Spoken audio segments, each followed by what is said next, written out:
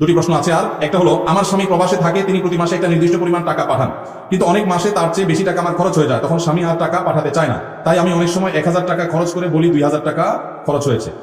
হুজুর, তাহলে এতে কি আমার অন্যায় বা পাপ হবে? যদি দয়া করে একটু জানাতেন অনেক উপকৃত হতাম।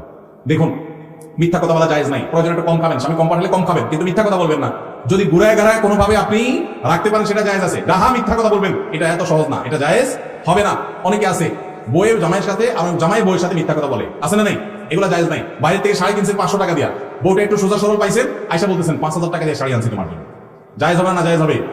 একটা হাদিস আছে বইয়ের সাথে মিথ্যা কথা বলা জায়েজ। এই কথা শুনে অনেকে আছে ডেইলি সকাল বিকাল বউরে এরকম গোল দিয়ে দেবলুকা দেয়। এই মিথ্যা বলা জায়েজ নাই। কোন মিথ্যা বলা জায়েজ? পাম্পট্টিমূলক মিথ্যা বলা জায়েজ।